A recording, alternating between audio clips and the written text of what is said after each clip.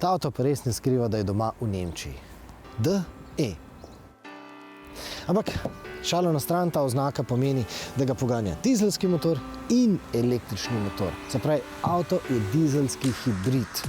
No, teh seveda res ne najdemo prav veliko. Nazadnje se spomnimo Peugeot RXH, ki pa ga že kar nekaj časa ni več in ga verjetno nikoli več ne bo. Ampak vsekakor gre za eno takih zelo zanimivih, stroškovno zanimivih kombinacij. Namreč dizelski motor, ki je primeren seveda za avtocesto, očiščuje ga seveda tekočina AdBlue. No, ta električni motor pa mu zagotavlja, da je v mestu stroškovno prijazen. Ampak pod črto gre za avtomobil za vse tiste Slovence, ki bi želeli biti mobilnostno kar se da svobodni. Imeti možnost, da se lahko odpraviš kadarkoli, kamorkoli.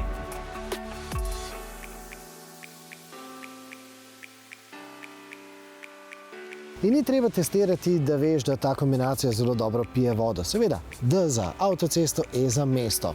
Ampak bodimo bolj konkretni in začnimo s elektromotorjem. Govorimo o 40 km električnega dosega, realnega dosega v teh temperaturah. Seveda, tovarniški podatki so višji, ampak ne smemo pa prezreti dejstva, da novi razred S in pa prihajajoči razred C ponujata priključne hibride, ki bodo ponudili 100 km tovarniškega dosega. No in menimo, da je šele to tista nekakšna številka, ki zagotavlja ljudem, ki jih skrbi električni doseg, tisto pravo varnost. Da je avto klasičen priključni hibrid, seveda pomeni tudi to, da ponuja počasno električno polnjenje, primerno za polnjenje po noči, kjer je vseeno, koliko časa se bo avtomobil polnil, njegova baterija je tako ali tako dokaj majhna. To hkrati pomeni tudi to, da okoljevarstvenikom takšna kombinacija ne bo najbolj pogodu. Namreč znane so raziskave, ki pravijo, da večina kupcev priključnih hibridov svojih avtomobilov sploh ne priklaplja v električne polnilnice. In pri tem avtomobilu bo verjetno takšnih kupcev samo še več. Namreč, če bencinski priključni hibridi porabljajo v benzinskem načinu okoli 9-10 litrov goriva, seveda govorimo o avtomobilih takšnega velikostnega razreda. No, če imaš dizelski pogon, imaš porabo v dizelskem načinu komaj 6 oziroma rečemo 7 litrov in marsikateri kupec je takšnih vrednosti navajen in z njimi zlahka shaja. In pozna se, da je avto delan v Nemčiji in delan za prvenstveno nemške potrebe. Namreč pozna se, da je avtomobil pri teh avtocestnih hitrosti pred 130 izredno miren. Motorja praktično čutiš in to, da je avto zelo aerodinamičen, se v kabini pozna, da je tudi zelo tih.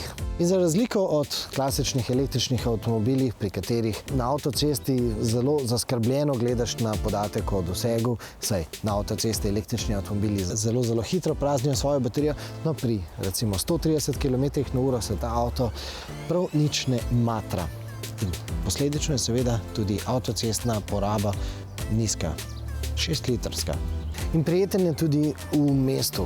Miren tek je in sploh s tem hibridnim pogonom so sploh speljevanja in pa vožnja po takšnih umirjenih soseskah izredno prijetna, tiha, mirna in tudi takrat, ko se vklopi dizelski motor, tega sploh ne čutiš in ne prepoznaš.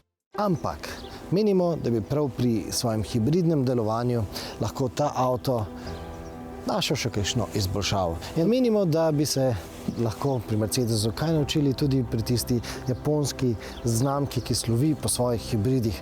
Namreč, ko avtomobil vozi kot hibrid, se pravi na elektriko, je elektrika tisti njegov osnovni način pogona. In zato porabiš elektriko in potem preklopiš na dizel. Seveda, to je osnovna značilnost priključnih hibridov, se pravi, želijo biti električni avtomobili z rezervo.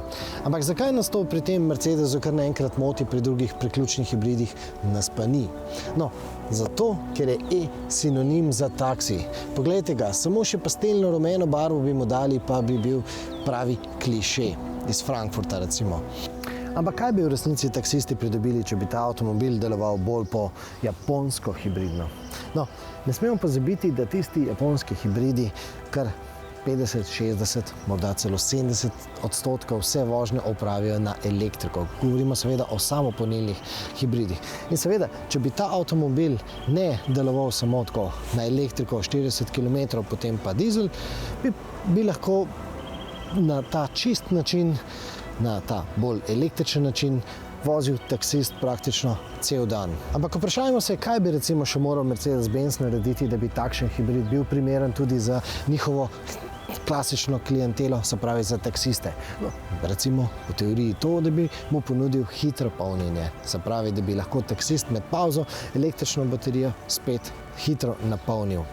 Taksistom oziroma še bolj njihovim strankam bi ustrezalo tudi to, da ta avtomobil ne bi bil tako zelo ekstremno aerodinamičen, se pravi tako zelo nizek.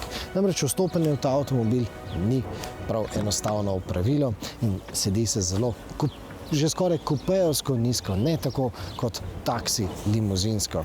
Seveda, zato pa ima Mercedes-Benz v svoji paleti tudi tiste SUV-je. In še ena stvar, zakaj taksisti in pa takšni priključni hibridi ne gredo skupaj, no, prtljažnik je tisti razlog. Poglejte, s takšno grbo to res ne gre. In ja, imate prav, danes smo do tega kar mogoče malce preveč kritični. Ampak tako je, ko imaš opravka s tistimi, ki postavljajo trende. Do njih si ponavadi bolj zahteven, kot pa do tistih, ki trendom sledijo. In postavljalec trendov, trendsetter, je Mercedes-Benz še posebej na področju asistenčnih sistemov. Se pravi, ko gre za takšne kamere, stereokamere in pa širokokotne kamere, ki gledajo na cesto, ali pa ko gre za radarje, ki jih ponavadi v Mercedesu skrijejo kar pod značko. In naj vas na tem mestu povabim k ogledu ene naših zadnjih izkušenj s Mercedesovimi asistenčnimi sistemi. Po nemških avtocestah smo se vozili z GLE kupejem. Ali pa z nami pogledajte v prihodnost. V razredu S smo izkusili avtonomno vožnjo. Po testnem centru smo se vozili povsem avtonomno, brez uporabe rok in nog. In takšen avto je zdaj pripeljal tudi v Slovenijo. Ste se že naročili na naš kanal?